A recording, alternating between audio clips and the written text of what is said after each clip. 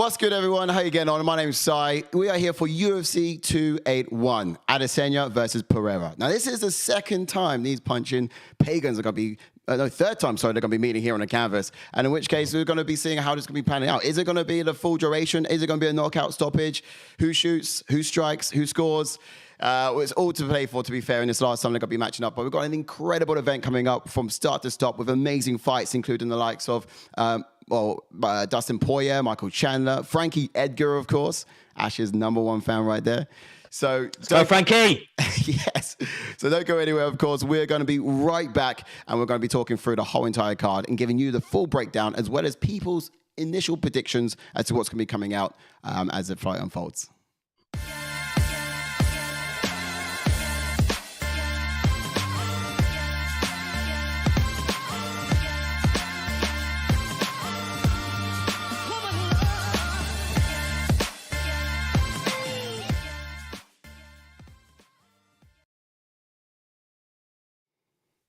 All right, cool. We're back. Ash, how you getting on, man? How's your week been? How are you? Yes, I'm fantastic. Still nervous. Still, obviously, as you know, you're waiting for that Frankie fight. I'm still nervous already. Obviously, it's his last farewell fight. Could be emotional for me. Could see some tears at the weekend on the sofa, boys. But yeah, let's hopefully he bows out with a W. But he's got a tough fight ahead of him. He's got an exciting fight ahead of him. Not least because it's his last one, yeah, absolutely, but also because the stylistic matchup of this dog he's up against is going to be some problems.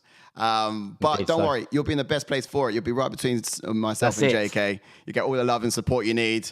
And for those out there who want to start giving money to this charity, which is put a smile on Ash's face, you can start donating at the line at the bottom of the screen now. I'm kidding. There's no donation line. But still, look, what are you most excited to see? Other than Frankie, because I know you're excited to see him. Yeah. But what are you sort of anticipating to be like a really exciting fight on this card? And we'll get straight into it from that point. It's got to be Dustin Poirier versus Michael Chandler. It's literally written in the stars to be a barn burner. I don't think it's ever going to be a boring fight. It's just the fight on the card that most people want to see, apart from obviously the main event, but I can't wait for that fight. Honestly, I'm still stuck on who to pick. But yeah, we'll get into that in a sec. But yeah, definitely that fight. Yeah, man. There's so much to go on here. So much. I know.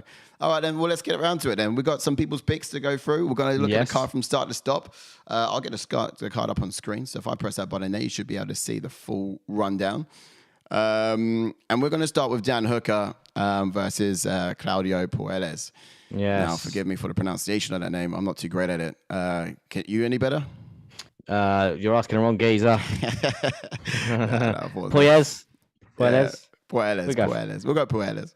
Well, anyway, so let's look at the record of these two, right? So you got, first of all, Dan Hooker, who is 21, 12, and 0.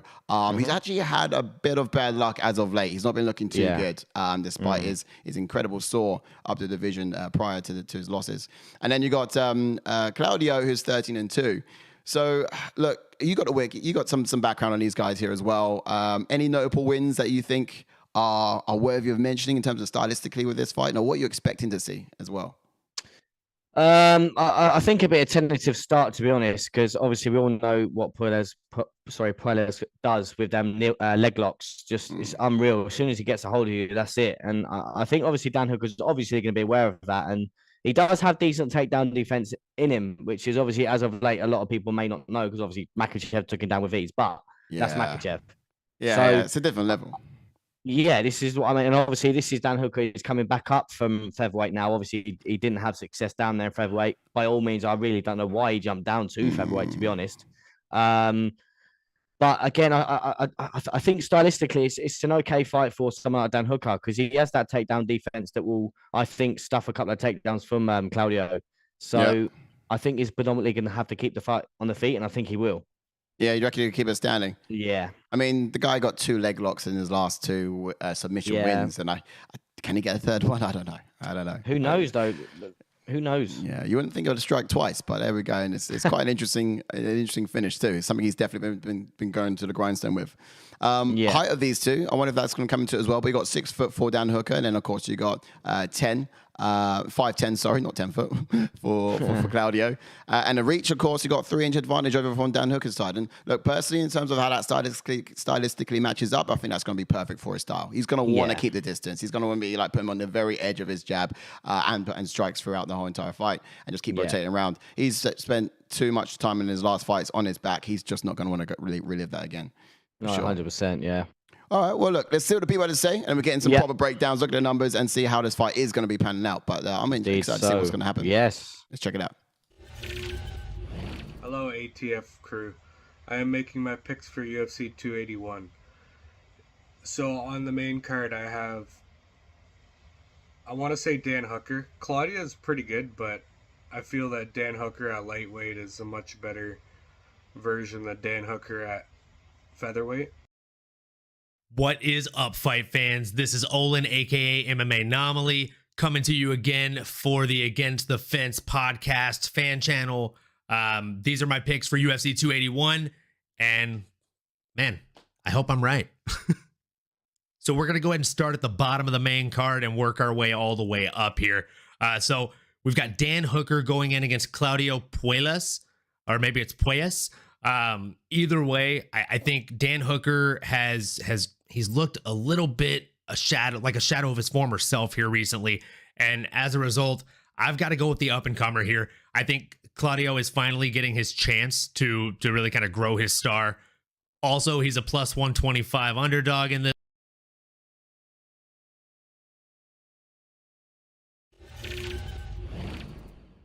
All right, there we go. I think that's some pretty good picks there. Both of these guys go with Dan Hooker.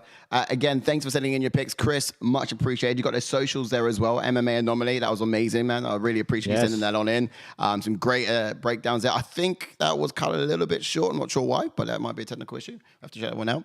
But look, in any case, go for these guys going Dan Hooker. Which isn't silly, let's be honest. No, it's not silly. Just while we're talking, Let's Muncher, welcome in. He's just chimed in there. Welcome in. Love that.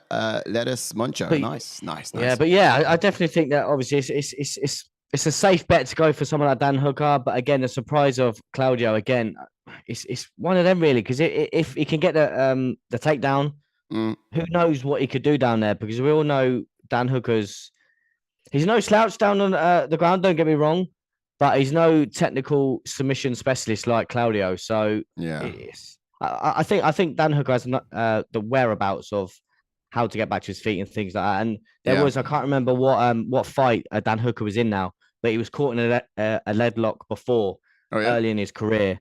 And he was literally, you don't want to be down there with him because we all know what he's like standing with his elbows. He was elbowing his opponent when he had that leg lock. Elbows like their fists. Exactly. And obviously all it took was two elbows and the geezer let go of the leg. So, but it all depends how he defends it.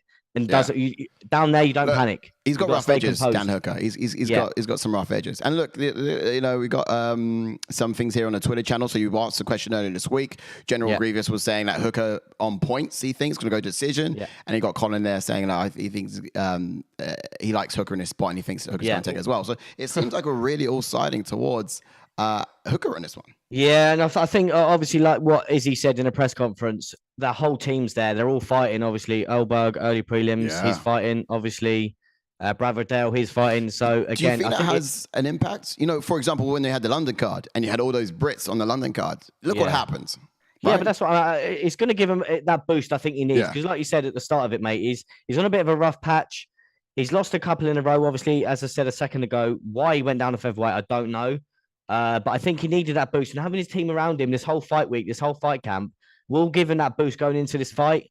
And I think if he could, like I said a second ago, if he can keep this matchup standing, I think Dan Hooker could, like you said a second ago, win a decision, if not get a finish. All right. Well, then let's check out those gauges, then, shall we? So just before we get into the gauges, while you load that up. Yep. Just going to get in some chats while you load that up. Okay, cool. Let's Muncher. I can barely sit still. Can't wait for the main event, mate. We'll get to it in a second. We should have started the other way around. I think next people's picks, mate. We'll start from the main event down. Yeah. Mate, there's so much to talk about in that one. I feel like you're right. Next time we'll do that. Yeah. Welcome in, Skork. Welcome in. He says, I got Hooker. Skork free, not Hooker? that. You got Hooker, definitely. Nolan Zelba, yes, welcome back, buddy. Welcome back. Yes, He's love got that. Nolan, Hooker welcome for in. the win as well. And Yeah, then the everyone's guys starting podcast, Hooker. there they are. Your Hey. picks coming up later. Welcome in, guys. Hope you're doing well. Welcome Yes, in. the guys. Love that. Love it. Right, love sorry. it, love Now it. getting to it. Sorry. All right, okay. We're looking at so guys. In this part of the channel, we're going to be looking at at just how they sort of fit on our gauge. So striking, grappling, who we give it to each side. If I put the fighters up there at the bottom, you get to know which side we're going to be going for. Red corner, blue corner. That's self-explanatory. All right, Ash. So striking. I think it's obvious we're going to have to go. Yeah, it's look at that obvious. one. But Pop it in the chat. obvious, Let us know if that's what you Hooker. think too. Yeah, Hooker. yeah. Play along. Yeah. Obviously, if you think we're wrong, tell us why. Yeah. You can put G for grappling, Hooker or Claudio, and then or power. Yeah, P, Hooker and so on and so for forth. striking for me. Yeah. And grappling, I guess that's quite easy, isn't it? We're gonna have to It's gonna go go Claudio on Puelles, that yeah. one. Now power. I'm gonna go Dan Hooker on this one. It's just 'cause Hooker on power? I've seen more knockouts from him, and I'm sure everyone else will agree with me. Obviously, if we saw a little bit more of Claudio stand up, because obviously he's predominantly grappler / submission guy, then potentially we could have given it to him. But I've seen more of Hooker pop. Yeah, looking at numbers as of here, late. 48% of knockouts come via for Hooker, and then of course you've got 15% of knockouts for That's Claudio what I as mean. well. Yeah, it speaks for itself, mate. Yeah. Yeah. Okay. And speed in that case. Speed. Ooh. I might have to side with Hooker in this one again. Hooker with speed. Yeah, because it's I've not really seen that much of Clear the Claudio. chat, won't you? Just clear the chat, won't you? Yeah, sorry. Yeah, that's right. Speed on Hooker. Yeah, I've not really seen too much. Obviously, I saw the last fight of Claudio versus Clay Guida, and obviously Clay Guida was doing well up to the point. Obviously, he's got his leg near enough snapped in half. But oh mate, yeah, it's a tough one. It's a tough one. But he's fast. Just He's going on. He is. But just going on, I've seen more. Yeah. Yeah, true. And at the same time as well, I think personally with the speed of Hooker, just because of the reach of his arms and the fact he covers a lot of distance in such short time, it even sends off it gives you that illusion that he's faster. Yeah, even if he isn't too much. The illusion's there because he has to cover a lot more distance. And then cardio, I think I've seen more from Hooker. Wow. Yeah. Well, look at that. You know, by looking at the gauges and obviously hearing what people have to say about this too, it's really landslide towards Hooker. And I'm not going to lie to you, I wanted to find more reasons why Claudio could do this. If we wanted to comment on like how Claudio would get the win on this fight, if he was to, what does he have to do? Okay, I get it, take it to the ground, but how does he do that? Yeah, no, I think it like you just said about Dan Hooker having that range and having to step in and things like that. He does have the reach advantage to this fight, right? Yeah, he does by 3 inches. So so that's what I'm saying. Obviously, Dan Hooker likes to be at range, and obviously, I think if Claudio can get in close and maybe land his strikes off, and potentially discourage Dan Hooker on the feet, that will maybe draw Hooker into not a brawl, but into a full sense of security, and then boss go for a takedown. Yeah. I think for someone like Claudio, he's got his wins in the 3rd round, hasn't he? He's got some wins in the 3rd round. So for me, I think, he can play possum and maybe lure Dan Hooker into a false sense of security. And then wham, before you know, he's onto your leg. Yeah. And he can't be too patient, though. I think he's got to go out there early and put that standpoint in and get in Hooker's face, not let Hooker set up his strikes. The advantage he had in his last 2 fights is no one really knew that he was such a leg lock specialist. Yeah, right? That's true. Now people know. So it's a little bit against him, the fact that, Hooker's going to be on the ground with him for like 3 seconds. He's going to know to get out of there.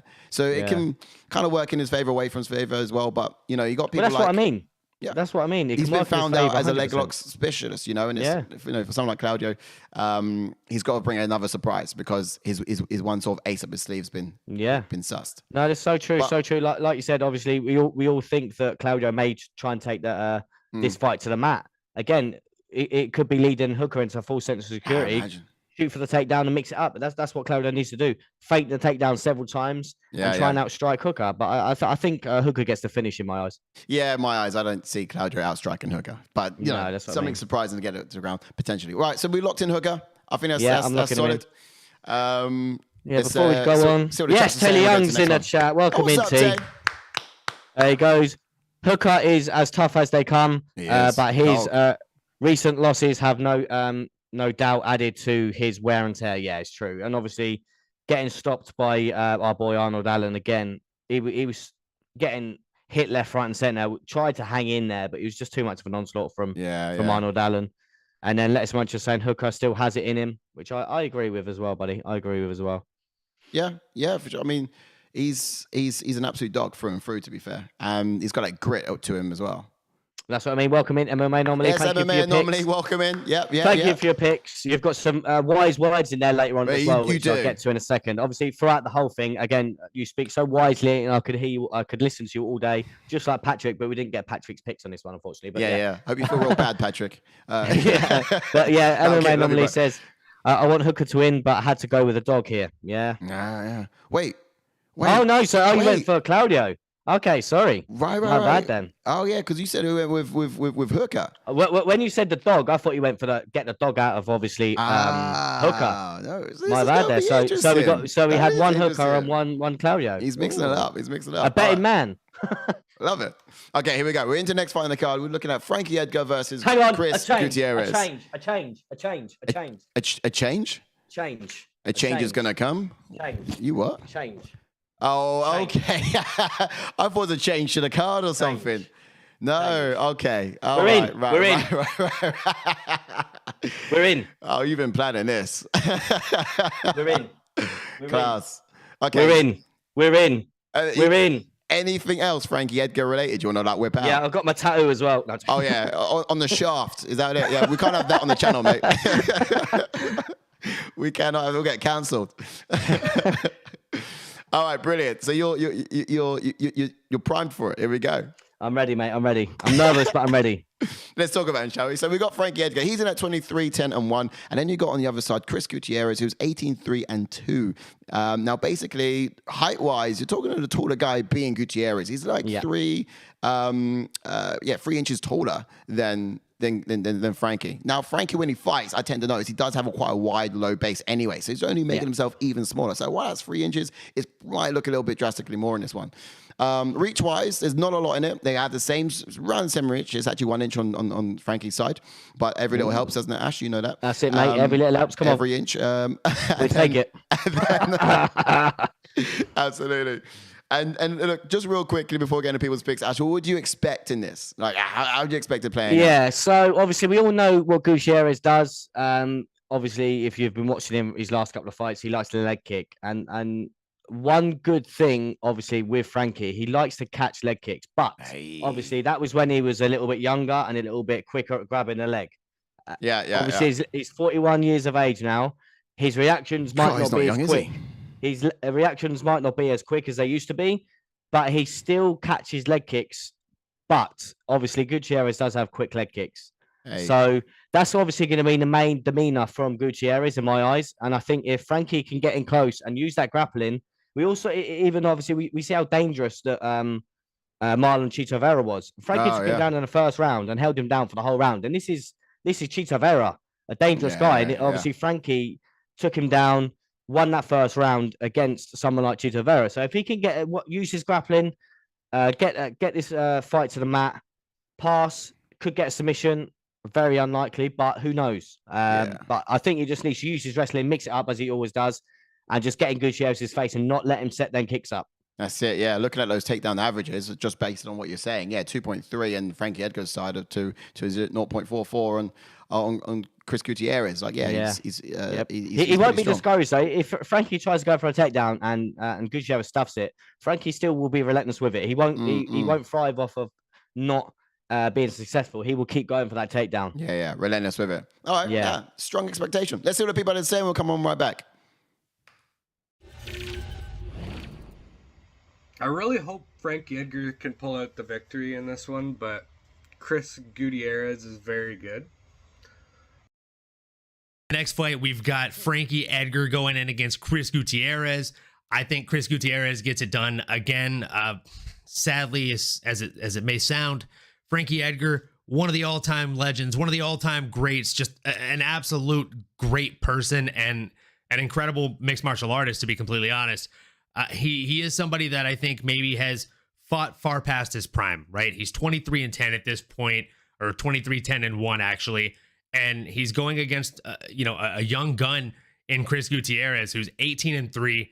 He's just an absolute beast. his leg kicks are something to behold. And I think that that's something that he's going to utilize in this fight to take out Frankie Edgar. I think he's going to chop the trees early on and then later on apply the pressure and just take him out late in the second round.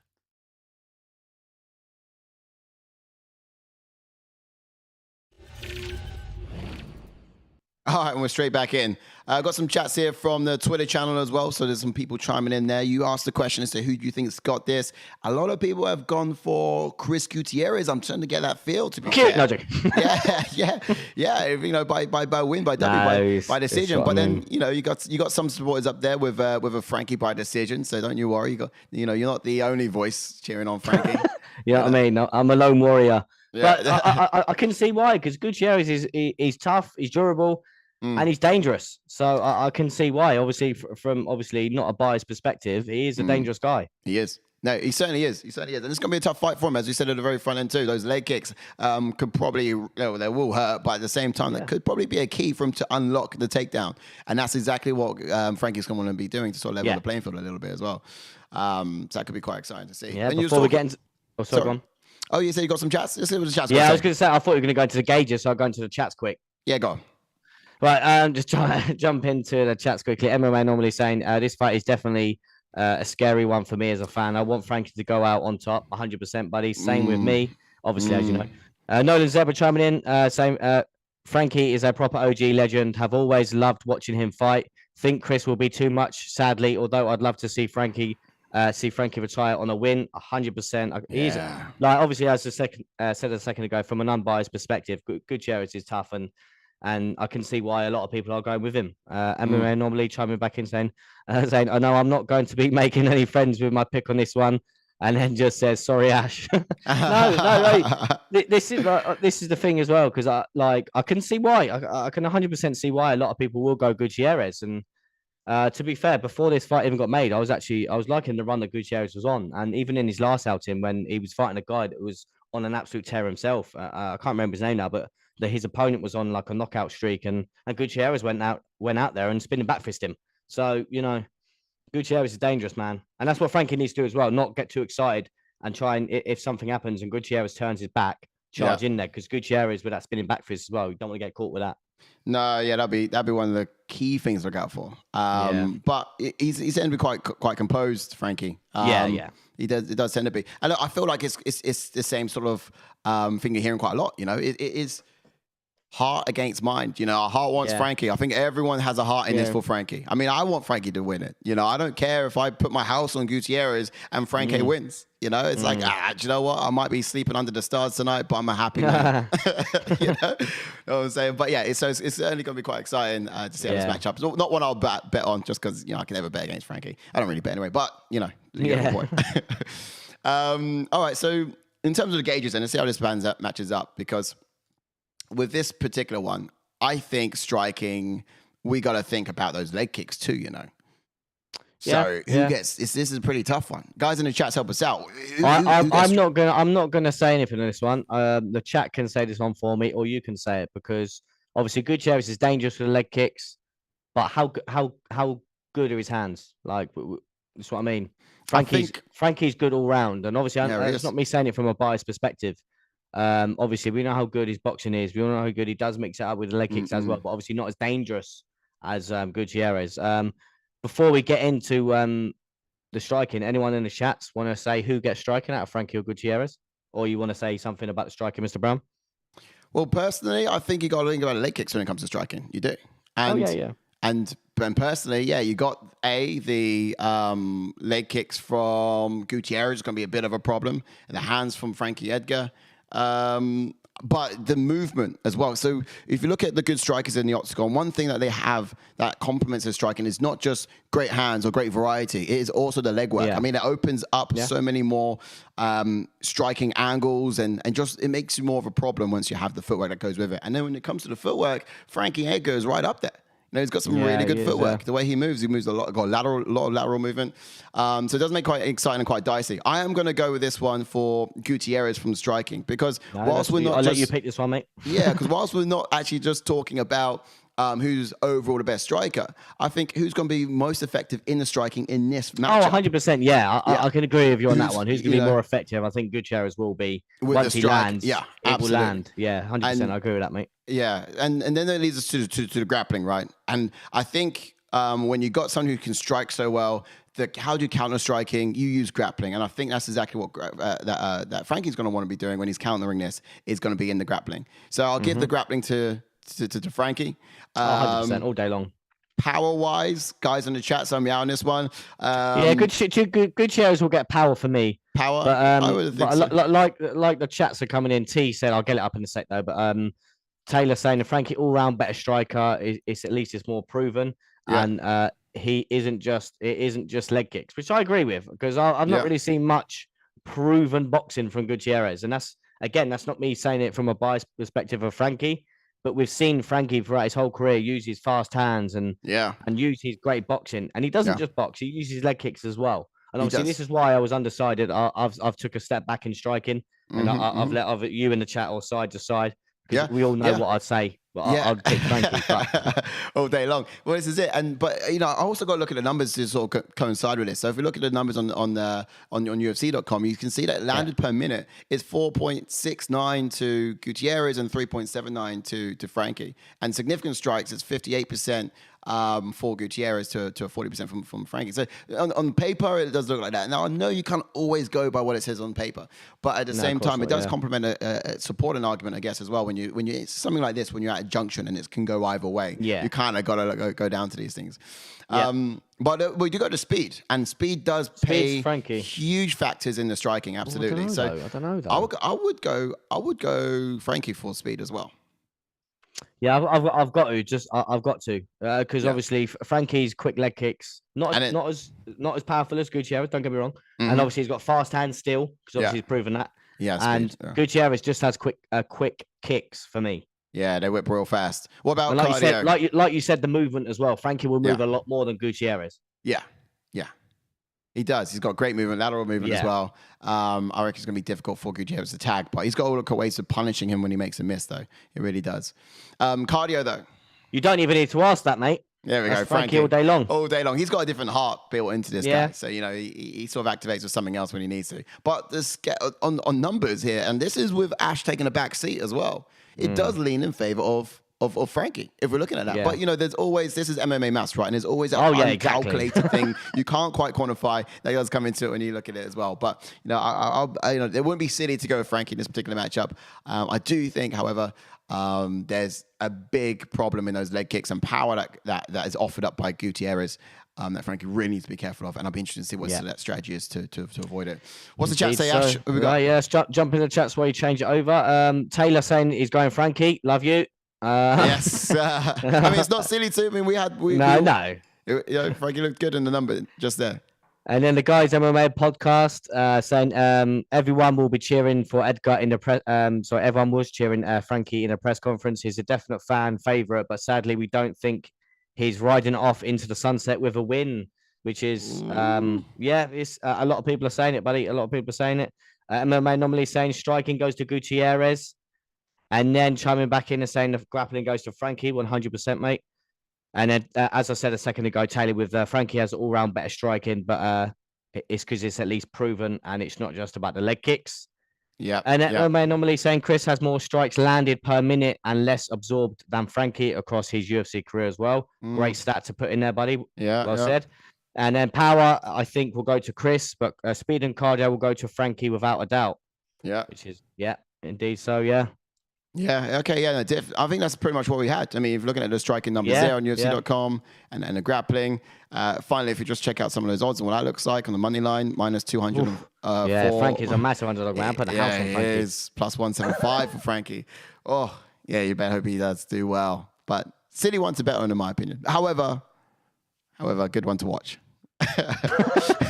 All right, cool. Let's get to the next fight up on the card, and we could see that is. Oh man, we're there. Oh, the people's main event. The people's main event. This is it. This is exciting. This is I can't great. wait to hear MMA Anomalies point on Dustin Poirier. I love it. I love hearing it. I don't know if you've heard it yet, but No, honestly, I haven't yet. Honestly, listen to it, mate. I love It's strong. Okay, well, let's get into it. Yeah, but I mean, generally, it's just this is a super barn burner fight. It's one I'm excited about. When I watched the Gaethje versus Michael Chandler fight, that was so sick. Yeah, that was so sick. And I can only see in this being as good or not better. And I'm careful to sort of put too much hope into it because you can always. Mate, it's not going to be a boring fight. Don't worry about that, mate. No, do not worry about that. As good, if not better, is what I see this one to be. But let's get those numbers real quick. You got Dustin Poirier. He's 28-7-0, one no contest, and then you got your boy Michael Chandler, who we met actually before, haven't we? See you at Top Golf. Yeah, see you at the Top Golf. Exactly, that's the guy. That's it.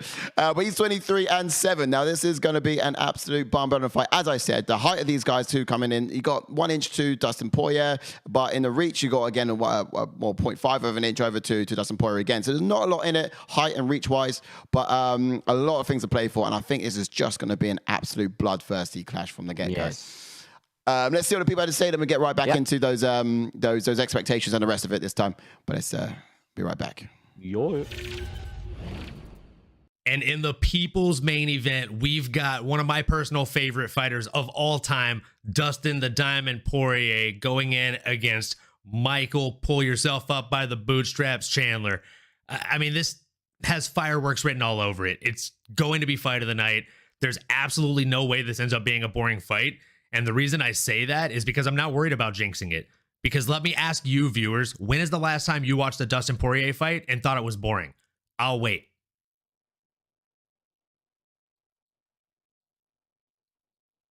That being said, I think Dustin Poirier goes out there and gets it done via stoppage.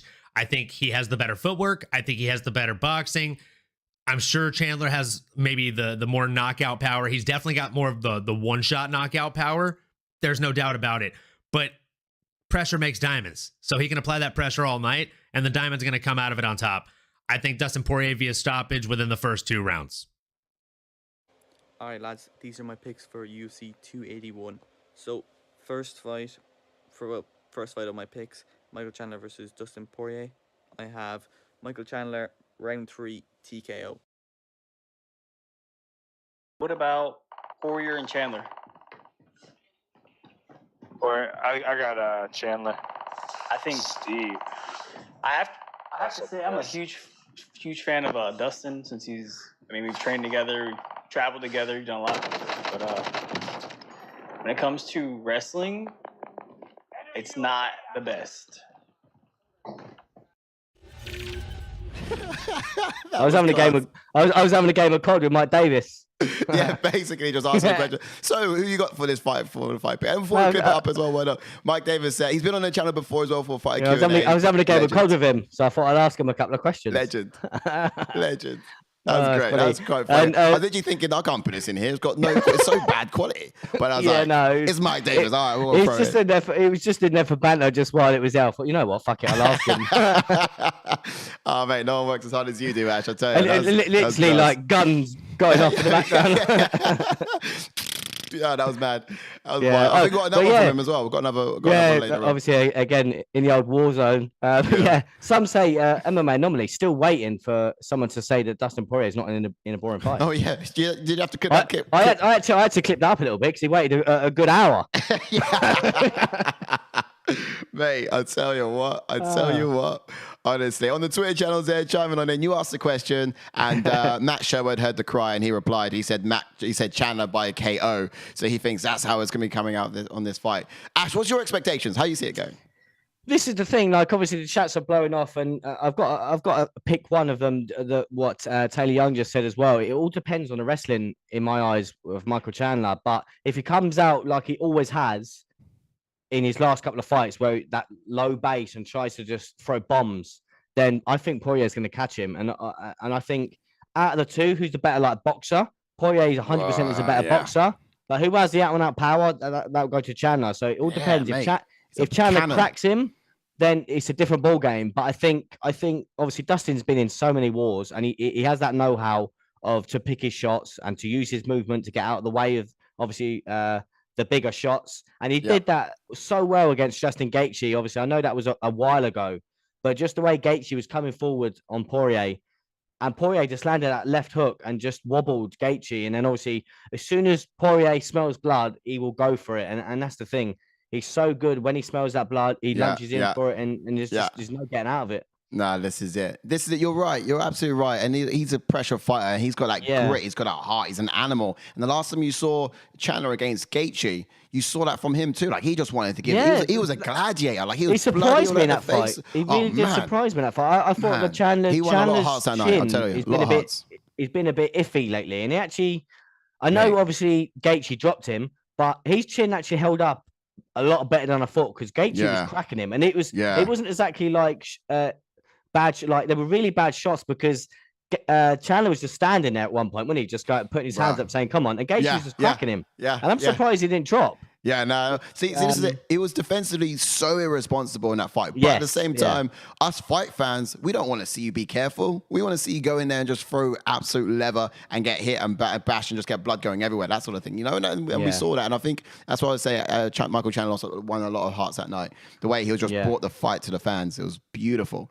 And that's why I'm confident this fight is going to be that good, or if not better. And there's going to be uppercuts in here from Poirier. I think it's going to be a big problem for someone like Chandler too. Yeah. And then of course got that power from Chandler if he places it right. Oh. Yeah, but that's the thing. I think Dustin can keep it at boxing range and keep it his range and pick Chandler apart until Chandler gets discouraged and either tries to go, because obviously Chandler was doing the same thing against Tony Ferguson, and Tony Ferguson dropped him. So if Tony Ferguson can drop him, the way he did, what's Poirier going to do to him? So yeah. This is true. This is true. I mean, looking at the strike wise of this, you've got. It's pretty much even. There you go. Significant strike-wise. There's not a lot in it when it comes to the striking, which then makes me ask and wonder the question is this fight going to hit the canvas? Is it going to hit the mat? Is it going to go to the ground? Because wrestling, if anyone's got it, it's Chandler, right? Yeah, and just to jump on that, mate, that's the thing. As I said at the start of this, it all depends if Chandler goes for the takedowns or uses his wrestling. An interesting stat was when Dustin Poirier fought Dan Hooker, Dan Hooker took Poirier down 3 times. And a lot of people don't remember that. No, and bearing in mind, Hooker is not a wrestler. And if Hooker takes down, if Hooker can take down Poirier, what the fuck's Chandler going to do to him? So it's like we're saying, oh, what's he going to do to him? Like in that sort of sense, it's one of them things where it could go either way. If it stays standing, I'll give it to Dustin. If the grappling and the wrestling comes into play, then it's obviously going to go to Chandler. Yeah. Chandler likes to stand and bang with his hands, but the guy's got that wrestling power. And if he grabs hold of you, he can impose his will as well. There's strength for this guy, that frame of the body as well. Like I think he's got great potential to just really do what he wants with you once he's got you in his grasp. So he can be quite physical. Yeah. But he's just got to choose to use it. And I think when I watched the fight and I did a bit of my breakdown in my notes, one of the key things I was adamant on was like Michael Chandler he had more weapons. He just didn't use more weapons. He just used his hands.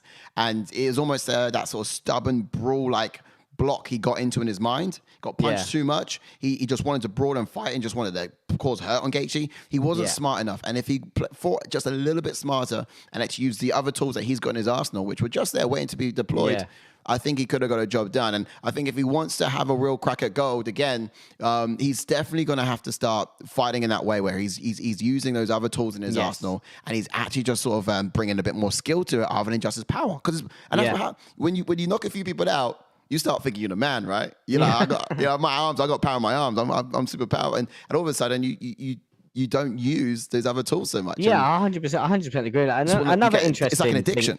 I know. Another interesting thing as well is just to go back on Dustin Poirier versus Hooker. Them two went to war for 5 rounds, right? What did Chandler do to Hooker? For 5 rounds, they fought. Dustin Poirier versus Dustin Poirier and Hooker. I was going to say Chandler. Yeah, them two went on a 5-round war, and then Chandler starches Hooker in the first round. So again, that's another way to look at it. If you get what I mean. Hooker had great success against Dustin Poirier in that fight. If Hooker's having success against Poirier, and then Chandler goes out there and steamrolls Hooker, again, it's that MMA triangle, isn't it? So yeah. There it is. The power's there. Yeah. I mean, yeah. Okay, let's get to those gauges in and let's see what's going to happen. Yep.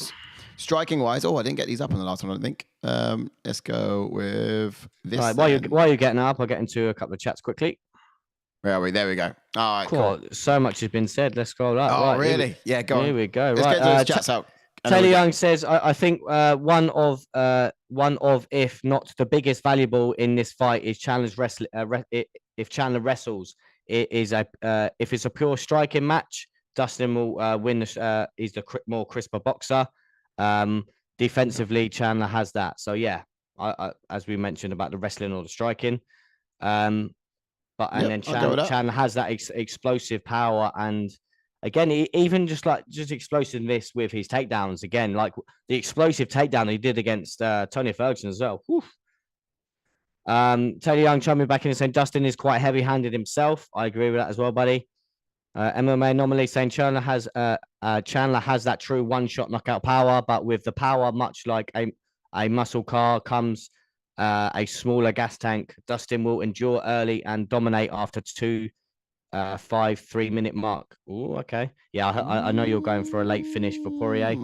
Okay. And then Nolan Zebra. These are really good stuff. This is good stuff. Nolan Zebra. Dustin Poirier by KO in the 3rd round. Ooh, interesting stuff, buddy. Taylor Young saying Dustin also has a better chin. I agree with that as well. That's why I said earlier, like I was surprised with Chandler's chin against Justin Gaethje. Yeah, I mean after that, surprised. I think he put a lot of doubts to bed, did he not, with that? Because but that's I know. Like his chin held up, and obviously we all saw. But then again, obviously a lot of people have come out and say Oliveira can crack. So, but yeah, MMA Normally saying Tony looked like a sniper against Chandler in round 1, and Dustin is more known as a sniper with his striking. Makes me think Poirier gets it done in round 1 or 2. To be honest, yeah, exactly. Yeah, I mean, look, Chandler needs to be far more defensively responsible than he was against Gaethje. 100%. Yeah. But I mean, you can look at these other fights he's had. Yeah, like I said, the one about Dan Hooker, but also the Gaethje and Dustin Poirier one. I mean, when Dustin Poirier and Gaethje fought, I thought like these two are so similar that they're just gonna butt heads, get a draw, nothing's gonna happen. But I generally just thought like something will break. Yeah, it just doesn't work. Honestly. Yeah, but, these guys don't go into each other. It just doesn't work. But look at how the fight panned out. And then looking at this one, you can sort of like use them as measuring. 100%. To sort of gauge how they stylistically how it will go. MMA Normally back in saying I agree with that point, but maybe Hooker got the takedown on Dustin Poirier easy because Dustin was expecting the expecting the striker to strike in that one. I think Mike won't get any easy takedowns. Ooh. Yeah, that's a good point. Yeah. Interesting. That is a very good point. Yeah. And then he's saying, tagged Nolan Zebra said, could be onto something with the Dustin Poirier TKO round 3 pick. And then last two, buddy. Last two. And then we get into the gauges, mate. Taylor Young saying Tony was doing a lot of damage to Chandler on the feet. And even a Tony fanboy like myself will tell you Tony is far past his best. So Dustin is fully capable of hurting and dropping Michael. Yes. I agree. Yeah. He is got the potential for it. Those straight 100%. Strikes. Yeah, that's what I mean. Yeah. And then I think no more than Gaethje. That's what I think. Yeah. And then last one, Taylor Young again saying I think Dustin is more likely to win, but I think I might pick Chandler though. It's tough. It is a hard one. But either way, whatever happens, I might even just like close my eyes and pick a complete random for this one because I don't care about the pick anymore. This is just going to be so good to watch. This is why I love this, and this is why like I love sitting across from you when we do this because we could, to be honest, like even the Frankie fight, we could be debating that all this hour. And this fight, we could be going for about 3 hours, honestly. Because you've got so many MMA triangles that who's fought who, if this fight has done that to that, what they can do to him. And this is why we love the sport, and this is why I love breaking down fights. I agree. Yeah, cool. So striking, who gets that? I've got to go. Fucking hell. I'll go Poirier. I think, I've got to go Poirier because obviously we'll Poirier there with the power for Chandler. I think that's how. But then you got to go grappling for Chandler too. Grappling, I'll go Chandler as well. Yeah. And then you got speed, Poirier. Oh, I don't know because like, would you class explosiveness as speed? Being explosive. I'll put explosive to power because obviously I hear you. I suppose. Yes, because obviously the reason I say that is because. Like you said at the start of this, mate, the low center of gravity that Chandler comes out with, and he does wing some punches, one, and then two, that low center of gravity, that powerful takedown that he's been known to do as well, like he did against Tony. But it's tough. This could be a split decision. I wouldn't be discouraged if you go speed for Dustin Poirier. Yeah, neither as well. But you're right, because what I love about Michael Chandler is when he does come out that wide stance, he's got that sort of like twitch muscle power in his legs. Like he can spring on the toes of on the balls of his feet, like into range, out of range, and he's got that sort of that ability with his chest. 100%. I agree. I think explosiveness will be in sort of the power category, and I think speed-wise, and obviously cardio. Dustin throws a lot of combos as well. He does. So yeah. And then cardio's got to go to Dustin Poirier for me. Agreed. Yeah, you're right about those combos as well. That does tie into cardio quite a bit too, because he can just go and throw like combinations. No, of 3, Dustin's 4, 5. got great cardio, man. Yeah, and Chandler's just someone who throws with power and in like 1-2 sort of thing. He doesn't really extend his combinations too much. Not saying that's what he's going to need to do to get a win here. I think he just needs to use his other tools to get a win here. 100%. Yeah, he needs to sort of tap into his striking vocabulary a little bit more and just mixing that wrestling too. That'd be super good for him. But looking at that, and sorry, I forgot to get the fighters up, but they are down there. They are down there. That's exactly what it looks like, of course. And I think it wouldn't be silly to go with either of these guys. But that's the thing.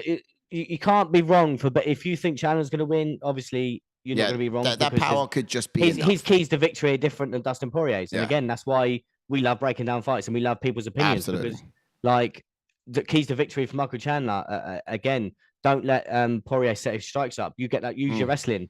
Yeah. Wear on Dustin Poirier. I know he's got a good gas tank, but wear on him. I like that. I really do like that. Let's get people on the next fight. When we get ready around for the conversation and getting up the chats, let's hear your keys. Right in the chats, keys to victory for the next fight on the card. I want to see what your keys to victory are for each of the fights on the next card coming up. As we get into it. Everyone's going striking for Dustin Poirier. Fucking hell. Oh, are they? Yeah. MMA normally striking for Poirier. Yeah. Roland Zebra striking for Poirier. Taylor Young striking for Poirier. Yeah. Grappling. Grappling power and speed for Mike. Ooh. For Taylor Young, and then cardio for Dustin. Speed for Mike, So obviously he is quick. He is fast. We're not saying he's not quick. I think it's just because the only thing quick for Michael Chandler is his speed to entries for takedowns, and I kind of, like I said, I put that in the category of being explosive. And like the amount of combos you see Dustin doing in speed wise as well, I think it plays into it a little bit more. MMA normally saying striking for Dustin Poirier, grappling for Michael Chandler, power for Michael Chandler, speed for Dustin, and cardio for Dustin. That's what we've got there, isn't it? Yes, Ivan Nicholas. Straight on. Ivan Nicholas, welcome. Let's go, in, Ivan. Welcome in. And he's gone the cardio Herb Dean. He's got Herb Dean for trying to keep up with the pace. It's going to have, mate, that's quality. Mate, that's amazing. That's amazing. He's going to be sat down, isn't he? He's going to have to sprint over. I'll tell you what, the cadence of this fight is just going to be like one that he's going to have to be like each break in between rounds, you're going to see Herb Dean on his own stool. He's going to have his own corner. Just to refresh him up. Last two, MMA was saying, I don't know if Chandler will be able to put himself back up from the bootstraps after this one. Ooh. Oh, bootstrap Chandler. Dustin Poirier's keys to victory: combinations, footwork, pocket striking. 100%, mate. Be in that pocket. Again, literally just pick Chandler apart when he tries to come in. Obviously, he's got a low center of gravity. Pick your shots. 100%, mate. 100%.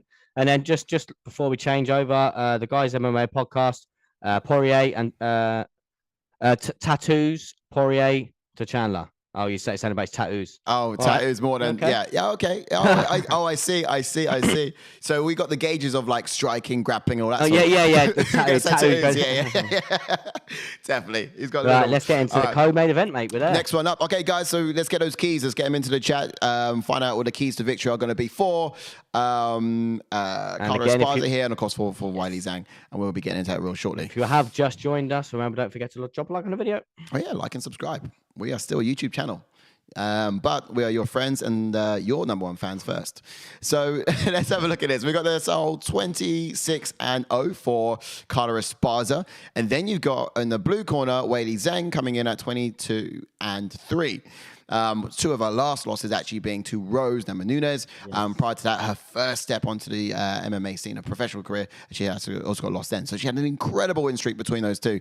But she's been showing some amazing things ever since. She's done a fantastic win against JJ as well the last time out and retired her. Some might say she was going to retire anyway. But look, fundamentally, this is going to be quite an exciting fight, I think. And I feel like there's some invaluable lessons that Weili Zhang has learned in just her last 3 fights.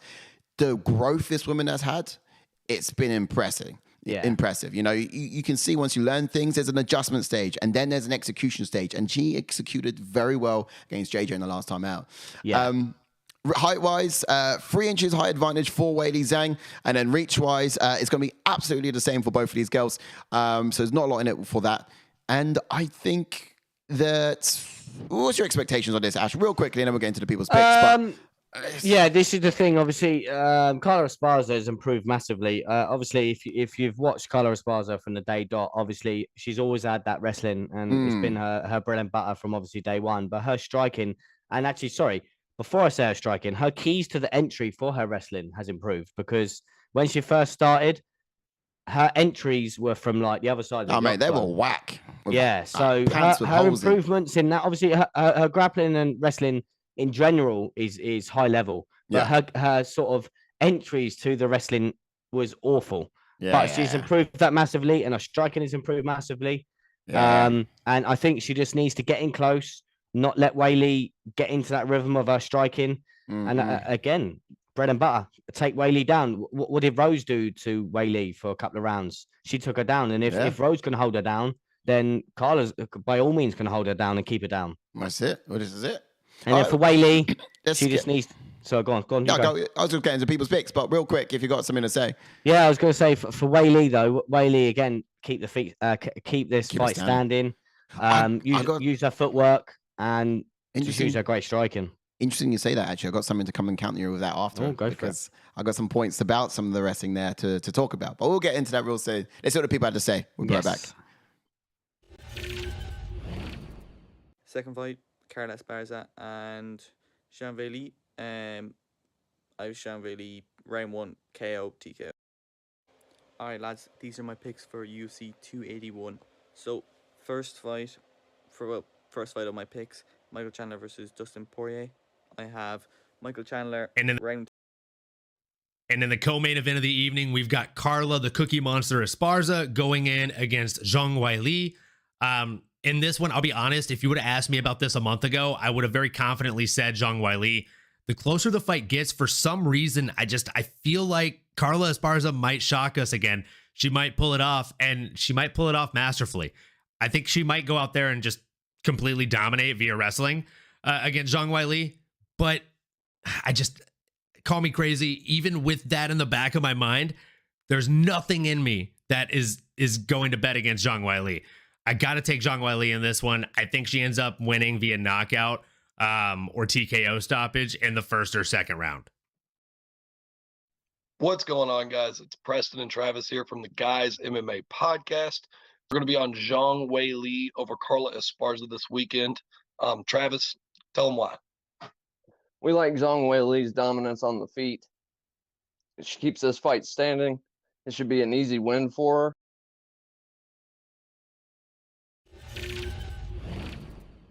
All right, well there you have it.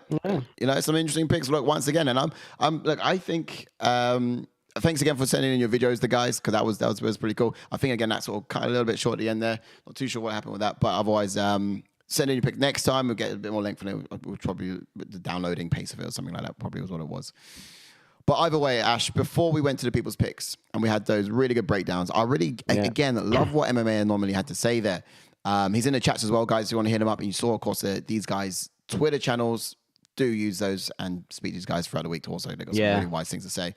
I think seeing what Weili Zhang did against JJ and seeing how she initiated some of the takedowns against Rose, she might have an opportunity and look, call me crazy because I'm going to say something real wildly outlandish. I think Weili Zhang should take down Carla Esparza. I know. See you later, mate. Yeah, I know. Have you froze? He's literally gone. No, I'm joking. Come back. I was like, you fully got me. And I was like, are you serious? What, are you for real? I know, it's wild. It's wild. But, to be fair. Hear me out. Go on. I'll let you explain it. Go on. Okay, I know it's wild outlandish, but the thing about Carla Esparza is when you're this wrestler who takes people down, you win loads of fights by submission. You know, let's have a look at that quickly here. The grappling game, when you do that predominantly throughout your fights, you get this ominous sort of aura around you that, oh, don't go down to the ground with this person. Stay away from the ground with this person. I think she could go down there with her, 100%. Yeah, but as a result, Carla Esparza, whenever a takedown is happening, she always ends up on top. You rarely see her on her back. But, you know, she might not be very good on her back at all, in my opinion. I think she'd be terrible off of her back in comparison to how she is when she's on top. And therefore, and with the strength and look at the physicality of Weili Zhang, if she's able to get in that position where she is on top and Carla Esparza is on the back, like take the fight to her, I think she could really impose her will and potentially break Esparza to a point where she's thinking, okay, well, I don't have the wrestling. I've got to try to use my hands, and I never really thought I had to rely on these so much, you know, and I think it could look really good for Weili these, eh? Yeah, do you know what I mean? What am I supposed to do with these then? It's a little bit outlandish, but I think Carla Esparza off her back is a different Carla Esparza entirely. Have we seen her off her back? I'm still yet to find videos. I tried looking for some videos, but she's always initiating a takedown. She's always going for it. It might be in a scramble, she might end up that way, but no one opts in to take her down because she is the queen of the ground. I'm trying to think of the Rose versus Carla fight, but I fell asleep during that one, so I don't know if I don't know if Rose ended up on top at some point. Stupidly, I put that fight on and I watched it for about 5 minutes. The first and a half round, I was like, "What am I doing? I'm not going to learn anything from this fight." Yeah, no, but no. Obviously, it's your opinion, and to be fair, you backed it, and it's one that I've not really rarely seen, and I'm sure everyone can agree with me in the chat. I've rarely seen Carla off her back, but she and like you said, she might not offer nothing from her back, but we don't know. She might have good scrambles. We don't know. Again, she could scramble back to her either back to her feet or scramble either and turn it around on Weili against Yan Janan. Actually, Yan Janan was the reason why she got this title shot in the first instance was because what she did against Yan Janan was so superior, so superb. Yeah. Like she got it done so quickly, and Yan Janan, who was a very strong prospect, I think she had a 6-win streak. Yeah, she didn't even get given a chance. I think the first round was like a 10-8 to Esparza. So the way that she manhandled Janan, who's taller, and I would have thought a build a little bit like Zhang. Yeah, it does make you wonder, and you know that's the only thing that makes me sort of bite my tongue a bit when I say what I say. Although, because you know, but you know, Yan Janan is all hands. I think, in my opinion, she didn't really have much wrestling to her. Yeah, wrestling is improving. She should have been able to stuff it. She should have been able to stuff it. She had some good 100%. Yeah, wrestling is improving. Obviously, I think in the second Rose fight, she had Henry Cejudo in her corner. Her wrestling improved a little bit. Yeah. And then obviously, like you said, improved a little bit more when she fought JJ for the second time. She was the one taking JJ down. Yeah. Again, we don't know what it's like trying to take down Carla, because if he's going to be up against the fence, hey, who knows that how Carla may react? Like you said, we don't know. But again, she does have good judo throws. That's how she got Yan Janan down. Yeah, that judo throw into the middle of the octagon and ended up in that crucifix with them elbows. Yeah, yeah. So I don't know, if they clash, who's going to have the strength advantage in that, or the know-how? I think Carla's going to be the one that's going to know what to do in that kind of situation because she's been there and done it. Yeah. But if it's going to be like an open takedown and Weili gets it, who knows? Like you said, we've never seen Carla for back. Yeah. But for me, I think Weili needs to stick to her bread and butter. Yeah. Use her footwork. Use her amazing striking. Yeah. And I think if she can stuff 1 or 2 takedowns from Carla, that will discourage Carla in the first place, and then she would have to use. What are these again? I love it. Absolutely love it. All right. With that being said, shall we get into some of the gauges? Yeah, go on. All right. So the gauges on this one. Let's have a look here. Then these 2 bad girls down there. Get to the chats in a sec. We'll get to the chats in a sec. We'll just get this up and then we'll get to you. Yeah. All right. So let's have a look at the striking in the hands. It's gonna have to go to Weili. Weili's got striking. Oh, other way around. There we go. She's in the blue corner. Weili's got a striking then, and then grappling. Okay, we'll go to Carla real quickly. Power. Weili. Sensible enough. Speed. I'll go Weili. I will go Weili with this. Well, this one's an easy one. This is, isn't it? That's speed's not showing. There we go. Now they're all coming up. There we go. And then cardio. Who gets cardio? Ooh, I don't know. They've both got a good gas tank, to be honest. I think Weili. Yeah, I'm gonna have to go Weili because she had that absolute war the first time around with JJ and was still throwing heavy leather in the 5th. She was looking quite good. Yeah, true. And it does take a lot of effort to wrestle. It does. But I think it takes a hell of a lot of effort to do what Weili did with JJ for 5. Yeah, incredible. Yeah, just going to jump into a couple of chats quickly. Oh, sorry, what's happened? Somehow the power also went over to... well, I can't be having that, mate. Carla Esparza. Yeah, we'll get rid. I think I'm having a bit of a... I was having a bit of hissy fit. Either way, let's get into some of the chats then, and then we'll... let's jump onto what MMA always said. The Carla Esparza keys to victory. Use the clinch work, set up her takedowns, avoid the distance striking of Zhang, go for the takedowns, and apply forward pressure from the start. 100%. If she's gonna be standing, she's got to get in Weili's face and discourage Weili from using her strikes. 100%, mate. And then saying Weili's keys to victory is straight punches from range, utilize her power and striking to establish the dominance early and avoid the takedowns and stay on the feet. 100%. Well said, buddy. And then the guys podcast jumping in, saying about to go follow MMA Anomaly right now. Love the hot takes. Well, hey. Yeah, there we go. And that's then what's about. Get to know Sai's each other. gonna love this. This chat popped up when you said about Weili going for the takedown. MMA Anomaly says Sai is a genius. Oh, I think. And then he says, I think that is literally the move to make. And then jokes and says that is what the Dan Hooker move, saying Dan Hooker needs to use the wrestling against Puelles. Joker, yeah. And then last one from MMA Anomaly says this is a serious genius level move from Sai. If Carla gets taken down, there's a large chance she would have an issue getting back up. More so if she's eating Zhang's elbows. From the bottom This position. is the thing, like you said, we've not seen Carla for back. One, is her scrambles any good back to her feet? And 2, can she get someone like Weili off her? And 3, if she tries to scramble, is it going to be scrambling back to her feet or scrambling to switch position? Yeah. I mean, take the fight to her is my opinion on that. And I just think it'll be a huge surprise. It'll be a huge shock. Oh, 100%, mate. Yeah, she won't be expecting it, mate. 100%. Yeah. And we've seen wrestling from Weili Zhang improve over her last few fights. It has improved. It's something she's been honing in on that particular craft, so it could be quite good.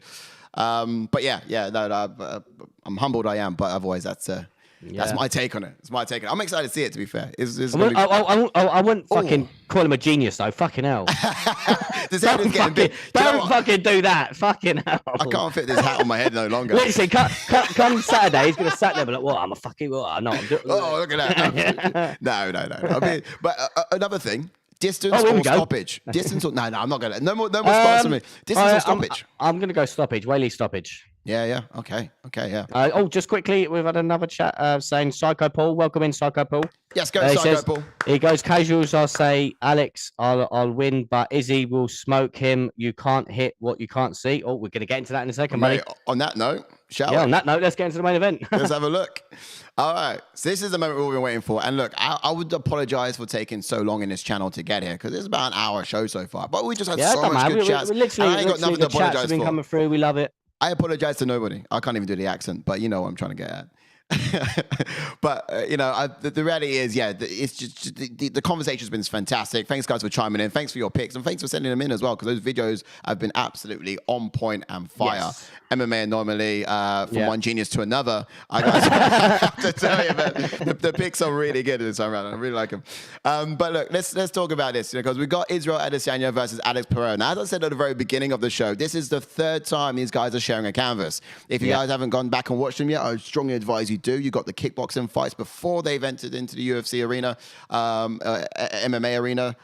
You got. It tells the story. It would tell you the story. Obviously, a lot of like obviously what Psycho Paul said. A lot of casuals will just say Alex just because he's beating him twice. Yeah, but like you said at the start, if you watch them fights, is he smoking him until one of the fights the ref steps in? If the ref doesn't step in, then Izzy gets the knockout. This is what I'm saying. And then somehow he loses a decision. Again, I don't know how he lost it, but he did. I don't know how the points are scored in kickboxing, not as well as you do in UFC. That's it. We don't know how they score kickboxing. Yeah, that's true. And there's so many factors in the kickboxing arena are different to the factors that you have in a UFC arena. Yeah. Like, for example, 3 minute rounds, that works for those power strikers. Less than the rounds, more rounds, of course, but less moments in the rounds and more time to have breaks in between. Yeah. For powerful strikers, because that works in their favor more so than the more technical striker, who can actually sort of have the duration to go over long periods of time and sort of eat away at them. So he's got some time to recharge and sort of throw bombs against and all after. And of course, when you are sort of overwhelming a fighter, you have the referee step in, give them a count, and then they sort of get back into the fight. Yeah, because you think if that was in the octagon, mate, that would be the ref stepping in to stop the fight. Done. It favored, these different elements of the kickboxing arena favored Pereira in every single turn. Yes, 100%. And this is like where I said to you at the start. Obviously, I've been winding Sai up, saying obviously I want Pereira to knock out Izzy. It's gonna grovel but now. obviously, logically, like a lot of people will say, again, if you're not a casual, logically, look at the difference. Obviously, kickboxing is a ring, right? And in terms of level of competition, yeah. We're in an octagon now, and Izzy will use his footwork. He will stay at range. And he will pick Pereira apart if he stays at that brawl. Because I was saying to the guys earlier that Izzy looks a little bit rattled. And so if Pereira continues to get inside his head and potentially gets Izzy into that brawl, then it's going to be night for Izzy. But if Izzy can stick to a game plan of using his footwork, using leg kicks, because obviously Pereira's been stuck with leg kicks before. So again, if Izzy does have great leg kicks himself, he's got a move. And again, like I said, the octagon's a whole bigger canvas than a ring. So he's got to use it. Different arena. Just quickly down with those numbers, and we'll get straight into those people picks for you guys. So we've got 23-1 for Izzy Adesanya, 6-1 for the newbie to the arena of the UFC world, Alex Pereira. And then you've got height. So a lot of you guys are thinking, well, how's the champion fighting Pereira? If you don't know, you got to get to know Pereira's done some amazing things in his short stint in the UFC. He has, those hands are dangerous. Lethal weapons, in fact. I think he has to have a license for them. Height-wise, these guys are the same. Reach-wise, you got 1 inch in it for Adesanya. Not a lot, of course. And these guys have fought before, as I mentioned earlier, and prior to the UFC and MMA when I was in the kickboxing world. So you check out those videos if you can. But we'll get into people's picks. We'll come right back, and Ash and I will break down a little bit more around expectations and what those picks are all about. So let's have a look.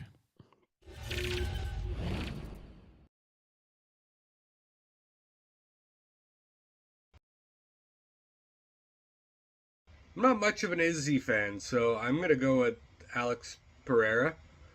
However, Izzy is more likely to take it down and make things not interesting as if he wants to just keep the belt. So, anyways, thank you.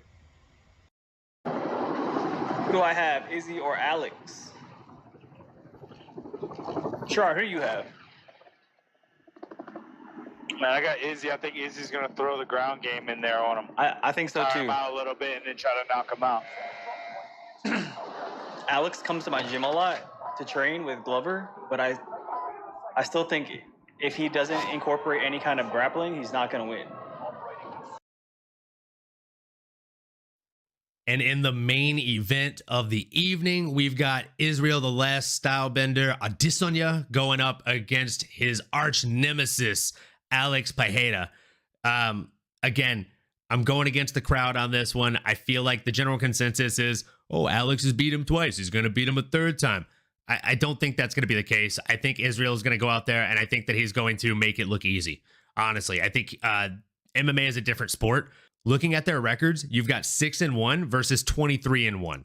So again, it's not even close on paper for me. And it's even less close if you go back and you watch the first two fights. I know on paper, Alex has 2 wins over him, but in those first 2 fights even, Izzy was winning. He was winning up until the moment that he got knocked out in the second one. And in the first one, I thought he won or should have won that decision. There were also some kind of weird things taking place in that second fight. Izzy was teeing off on Alex at one point, and Alex didn't go down, but the ref stepped in and gave him a 10 count. So I don't know. Take of those first 2 fights what you will. Either way, they happened, I think, in 2015, 2016, a very long time ago. And either way, that's a lifetime ago in combat sports. I'm taking Israel Adesanya, and I'm taking him within the first 3 to 4 rounds. I think he gets it done via stoppage. Thanks again for having me. And if you're watching, make sure you check out my channel. It's at MMA Anomaly on all platforms. Thanks again. Against the Fence. See you next time. And then Izzy and Pereira. I'm going to go with round 4 Izzy TKO. And they're my picks for UFC 281.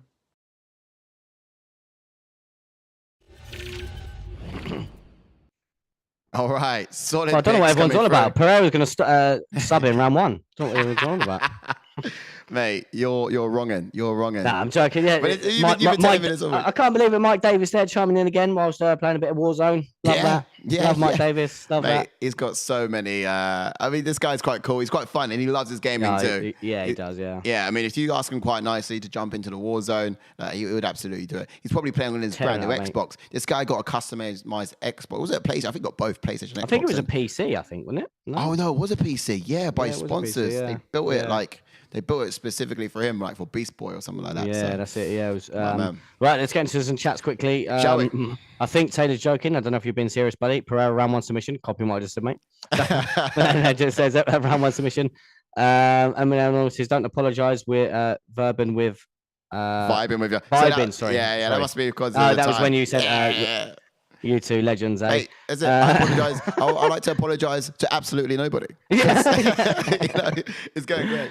MMA, the guys at MMA podcast. Izzy sets the microphone down and walks away. Mate, who knows? But I think he'd definitely have something to say. MMA normally saying Izzy by absolute domination. I think Izzy wins via combination. So cold, we see Pereira co-star and Frozen Free. That's quality. Would you think the walk-in's going to be, guys? Or I definitely imagine if he comes out in Frozen theme song. I reckon Pereira will. I don't know. He's got such a great walkout himself, though. Like I love it. Pereira. Yeah, I love his fucking glory walkout, man. Love it. The last time he walked out against it, I saw that one. He walked out like a schoolboy, stomping out. And then the bow comes out, mate. Ooh. Oh, yeah, I don't know. The guys in my main podcast, there's no reason for Pereira to be in this fight other than the storyline. To be fair, mate. Wow. 150%. So well said. 150%, mate. It's a great story, though.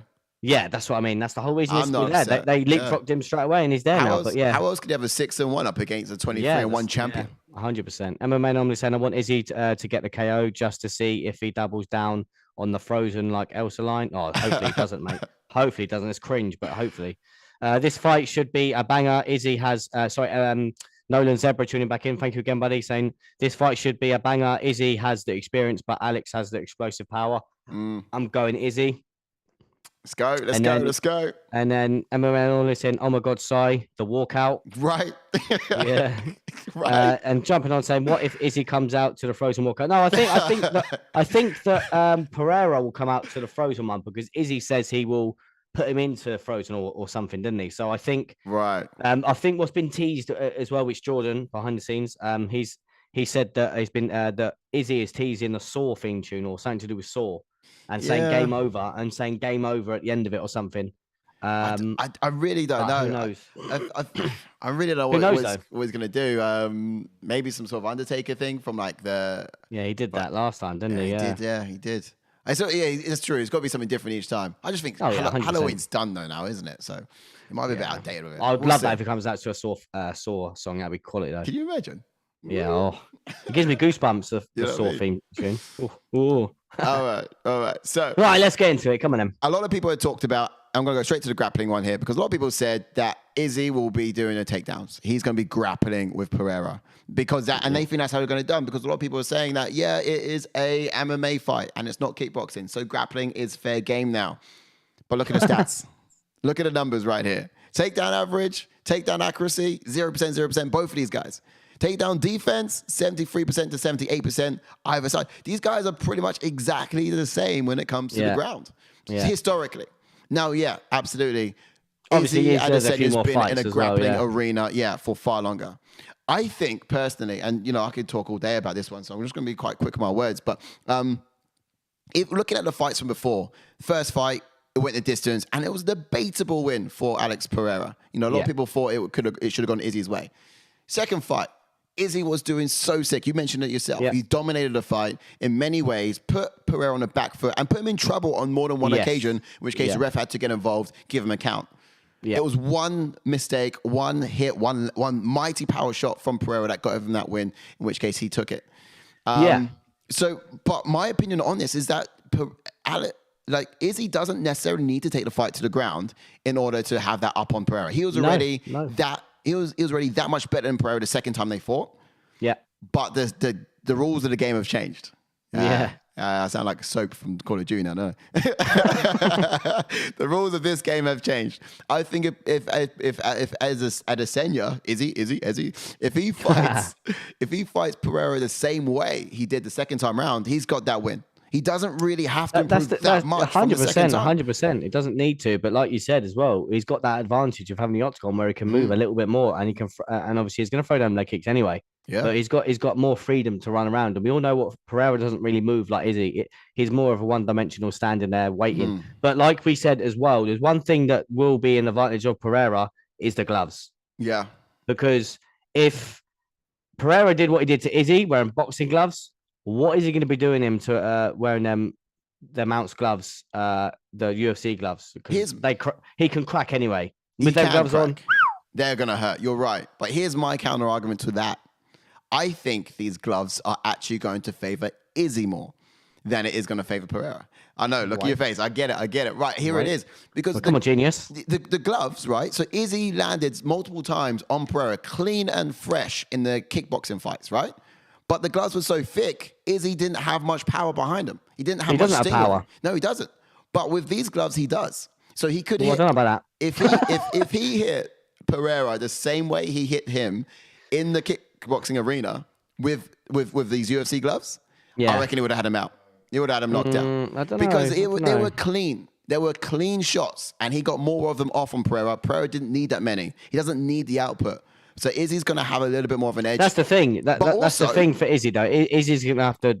It's going to have to be a combo. But for Pereira, all it's going to be is one. Yeah, he could be quite fast and snipe. He's going to have to pepper him up a bit, Izzy, I think. But also bearing in mind the thickness of those boxing gloves. When he strikes and he's punching at Pereira's like rolling those punches off of his shoulder. And I feel like with these thinner gloves, you can find more holes in the guard easier. Yeah, you can land on the target easier with thinner gloves. And Adesanya is more of a precision striker, and he's going to have that output. And that was going to bode well with these gloves rather than the other ones. So, absolutely. Is Pereira's punches going to be a bit harder? Yeah, it is. But also, I think that Adesanya is going to make more out of it. Yeah, He's going to be making more of it. To be fair, mate, sitting back and having a little think about it, they could favour Izzy as well, because obviously they're going to have that little bit more of a pop. Yeah. But I'm not saying Izzy's got that one punch knockout power, but they're going to have a little bit more of an effect on Pereira, because, like I said, the gloves are a lot different, and they're going to have that pop, as I just mentioned. Who knows? It's going to work well for both of them, but I think like Israel's going to be making a bit more of it. He's got that sniper like a stance, that approach. He can throw his hands quick in and out. He can sort of catch him right down the pipe and move. He's going to have to like jab and move. Look, we haven't talked about grappling yet. I think if the fight gets close enough and he's tying up Pereira's weapons, Pereira might be the stronger guy and have the power. He might be able to resist the takedowns, I think, personally. In which case... I don't think I think he's just saying that, but I don't think he will. No. I think it will even each other out if it goes grappling, in my eyes. Yeah. Even though that obviously Izzy's been in the MMA world a lot longer than Pereira. Yeah. But I don't think he's got enough to get Pereira down. Unless he's up against the cage, of course, and gets a trip or whatnot, maybe. Yeah. Yeah, true. There's a lot in it. There really is. Although I think, let's get some comments from the people in the chat. In this game. Yeah, you get the gauges up, and then let's get the boys up. MMA normally saying he loves the theatrics. Indeed, Nolan Zebra says, "Well, fellas, cheers for keeping me entertained on my first night first night off of contracting COVID. COVID. I forgot you had COVID. Yes. Oh, of course. I hope you've been well. Sorry, I totally forgot you had that when you chimed in the watch along at the weekend. I hope you are doing better, sir. 100%, and of course, we're always here for you, mate. And he goes, I've washed my hands before sending each message. Good. I was literally stepping away from the mic. Yes, Stoney, welcome back in, Stoney. What's up, Stoney? Welcome in, man. He goes, what's up? Just tuning in. I got Izzy, man, just off his experience in the UFC. 100%, mate. I think he's got used the octagon to his advantage in this fight, and he should be able to, as a lot of people are saying, he should be able to pick Pereira apart. Yeah. But again, if it ever gets in them close quarters exchanges, he's going to have to be careful. Yeah. I mean, he's got to tie up those weapons. He cannot let his hands run free. Yes, he's got to keep moving. Yeah. For Izzy, he's got to like tie Pereira up and then sort of find space again and get it back out there. I know he's going to be allowed to do that here in this setting, not like he did in kickboxing. So 100%. But yeah. And then just quickly before getting to gauges, Psycho Paul says, new sub, guys. Interesting show. I'll be tuning in from now on. Oh, thank you, buddy. Yes. And then don't forget to watch along at the Amazing. weekend, mate. We will have a watch along for obviously the event. Of course. So tune in to us while we have the watch along. Obviously, there is a third person behind the scenes that is with us as well. So there'll be 3 of us on the couch, all tuning in to the fights. Come and have the banter with us and enjoy the fights. Oh, wait. Psycho Paul thought this was all we did. No.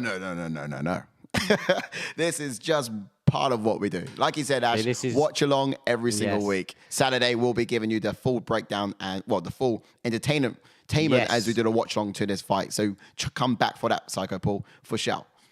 Love that from MMA Normally saying, rest up, Nolan Zebra. Feel better soon. Yeah, exactly. But man. Like a lot of people when they do channels as well, I love like the community that we've got because we all look after each other, and I just love it. Even it doesn't matter who it is, we look out for you guys. Love it. Stop it, man. I'm gonna get the violin out, bro. I'm gonna get the violin out. Stop it. So you get me real soppy.